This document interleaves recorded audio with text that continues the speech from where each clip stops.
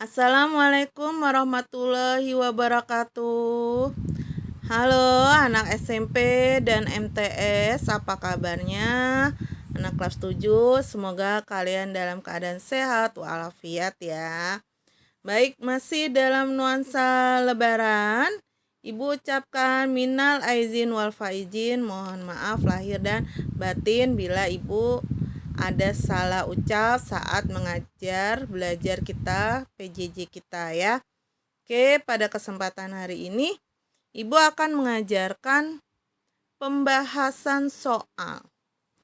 Ya, mengulang materi dari awal hingga kemarin, yaitu yang terakhir tentang rangkuman buku. Ya. Ayo, sudah siap kita belajar bahasa Indonesia? Semangat anak kelas 7 ya. Ayo, bangun-bangun. Semangat. Ya. Kalian dengarkan baik-baik materi dari Ibu. Kerjakan dengan teliti. Ibu yakin, Ibu pastikan bila kalian mendengarkan materi pelajaran Ibu hari ini dari awal sampai akhir, pasti kalian saat mengerjakan tugasnya nilainya 100 semuanya. Tapi apabila ada yang nilainya 10, 20, 30 dan sebagainya kurang dari 50, berarti itu anak yang tidak mendengarkan materi. Ya, makanya dicatat baik-baik soalnya. Ya, dengarkan baik-baik soalnya. Soalnya lalu jawabannya. Pasti kalian akan mendapatkan nilai 100 semuanya di tugas pelajaran hari ini. Oke, siap? Ayo kita mulai belajarnya. Yuk, pelajaran pertama, materi pertama, soalnya apa yang dimaksud dengan puisi rakyat? Ada yang masih ingat dengan puisi rakyat? Iya. Puisi rakyat adalah puisi yang lahir dan berkembang dari tradisi masyarakat tertentu yang berisi nilai warisan leluhur. Jadi puisi yang lahir dan berkembang dari tradisi masyarakat tertentu berisi nilai-nilai budaya warisan leluhur. Jelas ya? Oke, sudah dicatat. Ayo. Oke, soal kedua. Apa saja sih jenis puisi rakyat itu? Nah, apa jenis puisi rakyat? Karena puisi itu terbagi dua. Ada puisi rakyat, ada puisi modern. Nah, sekarang puisi rakyat itu apa saja? Iya, 1 pantun, 2 gurindam, 3 syair, 4 talibun. Ya, jadi ada 4, pantun, gurindam, syair, dan talibun.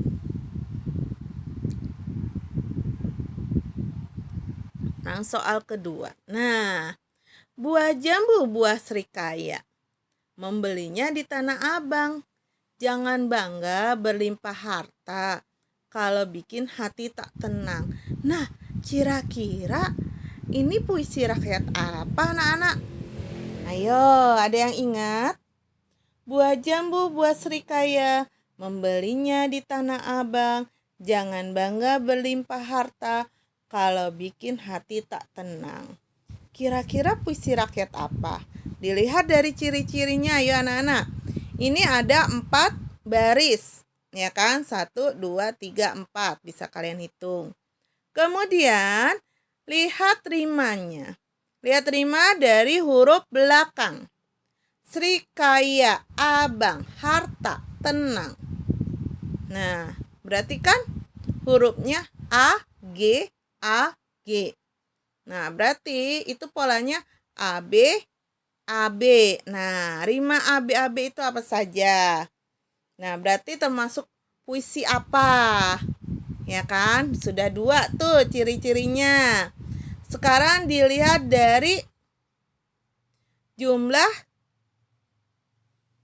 suku katanya. Dilihat baris pertama. Buah. Buah ada berapa suku kata? 2. Jambu. Ada berapa suku kata? 3. Berarti 2 tambah 3, 5. Buah tadi 2 tambah 5 tambah 2 jadi 7.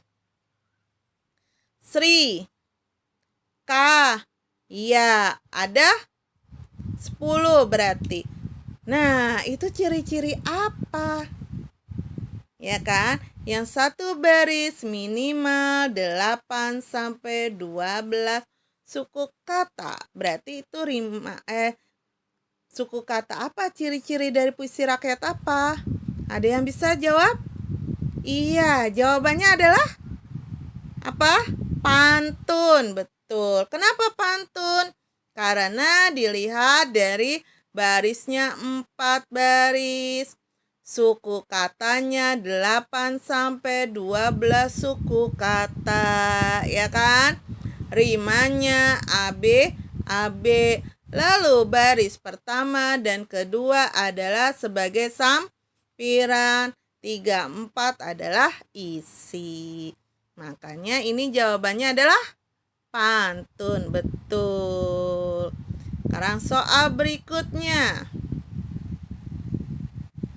Suatu cerita yang mengisahkan dunia hewan yang berperilaku seperti manusia disebut cerita atau teks apa? Apa? Cerpen. Masa sih cerpen? Cerpen tentang hewan mengisahkan dunia hewan yang berperilaku seperti manusia? Novel. Ada tidak ya novel masuk ke dalam hewan? Ayo, apa? Dongeng. Dongeng ada tidak ya? Jawabannya adalah fabel, betul. Ya. Oke, soal berikutnya. Jenis fabel yaitu apa saja jenis fabel? Ingat ya, jenis fabel bukan dilihat dari moralnya, dilihat dari jenis fabel. Jenis fabel itu ada 2. Apa saja anak-anak?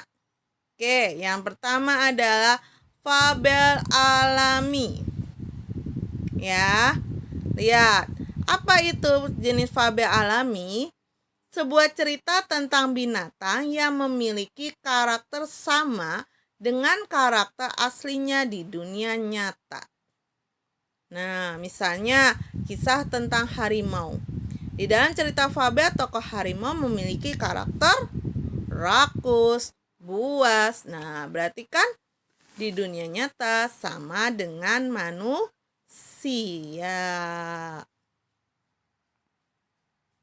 Nah, fabel adaptasi. Fabel yang menggambarkan watak tokoh berbeda dengan aslinya yang ada di dunia nyata. Nah, fabel adaptasi menggunakan tempat lain, misalnya sebagai latar. Latarnya seperti latar manusia. Contoh apa? Jalan, rumah, hotel. Nah, atau memiliki bela diri. Apakah hewan ada bela diri, perguruan bela diri? Tidak, itu kan manusia. Ada hotel? Tidak. Latarnya hewan di mana? Kandang, ya kan? Danau, laut, sungai, lapangan, ya kan? Itu tempatnya hewan. Jadi, kalau jenis fabel itu ada 2. Fabel alami dan fabel adaptasi. Alami itu apa? Ya, seperti sifatnya ya hewan itu seperti apa sih? Nah, ya kan? Lalu adaptasi apa?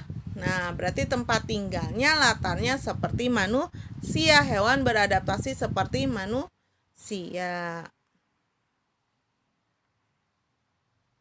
Lanjut. Unsur intrinsik teks fabel apa aja? Ada yang tahu? Ayo. Ya, 1 tema. Tema itu apa? Inti permasalahan. 2. Amanat. Ya. Amanat itu apa? Pesan yang disampaikan. Tokoh. Ya. Penokohan. Tokoh, misalnya tokoh itu terbagi 3. Ada protagonis, antagonis, dan tritagonis. Penokohan sifatnya. Tokoh itu seperti apa? Jahat, baik, judes, lembut, lugu. Itu penokohan. Latar, ada latar tempat, waktu, suasana. Bagaimana suasana cerita tersebut, ya kan? Penggambarannya bagaimana? Alur, jalan ceritanya, maju, mundur, campuran. Sudut pandang, pengarang memposisikan dirinya, ya kan? Biasanya kalau fabel itu adalah sudut pandang ketiga.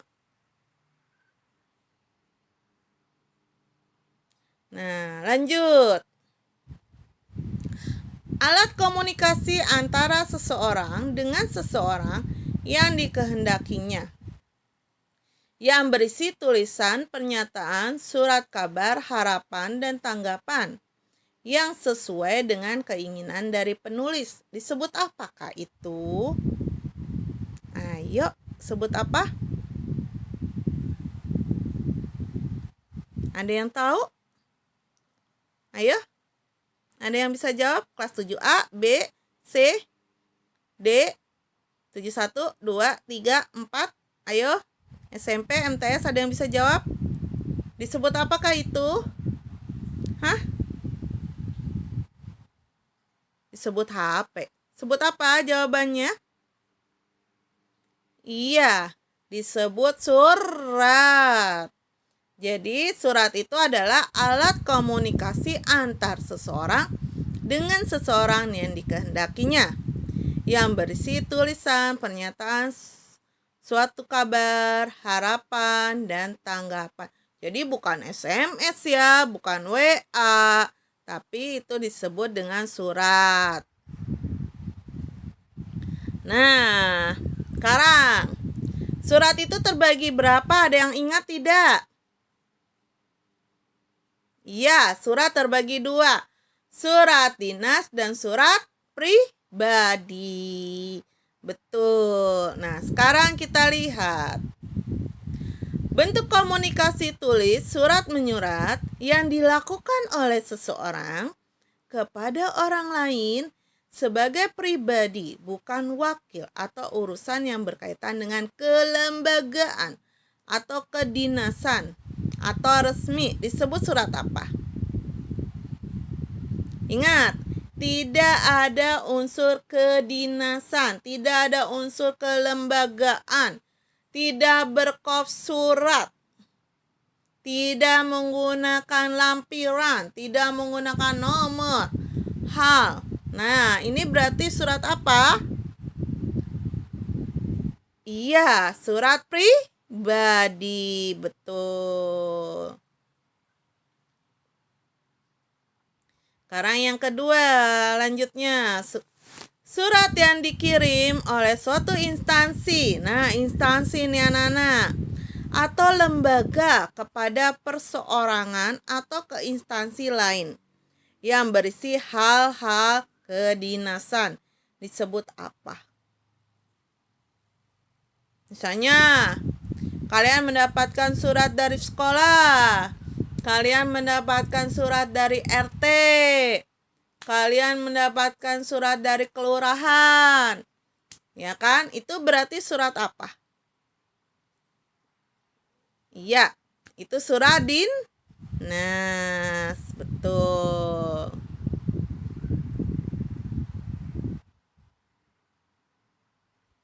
Sekarang lanjut. Buku yang menyajikan kejadian atau peristiwa tentang kehidupan berdasarkan hasil dari rekayasa imajinasi pengarang disebut buku apa? Ayo. Buku itu kan terbagi dua. Ada buku fiksi, ada buku non-fiksi. Nah, sekarang buku yang menyajikan kejadian atau peristiwa tentang kehidupan berdasarkan dari rekayasa imajinasi pengarang disebut buku rekayasa.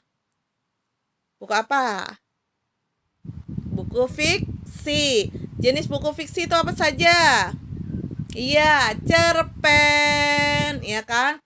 Majalah itu bisa, ya kan? Buku legenda itu masuk ke dalam buku fiksi. Novel, roman, itu buku fiksi. Majalahnya misalnya tentang ada ceritanya, itu bisa. Tapi kalau majalah tentang umum, tentang otomotif, berarti masuk ke dalam buku non-fiksi.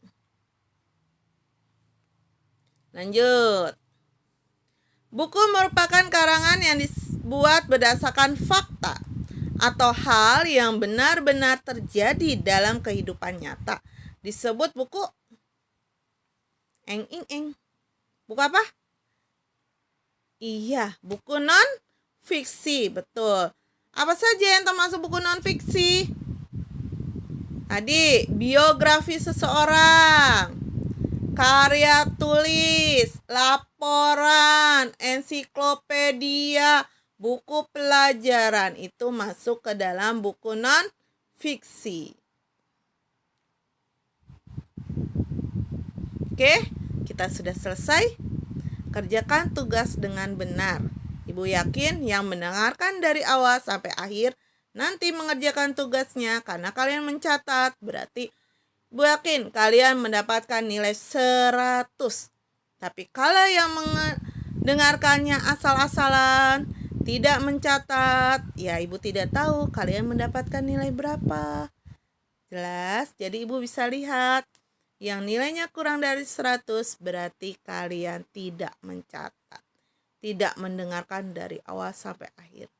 Oke, Ibu ucapkan terima kasih sudah mendengarkan materi dari Ibu. Sampai bertemu minggu depan. Minggu depan kita belajar sekali lagi ya. Oke, wassalamualaikum warahmatullahi wabarakatuh.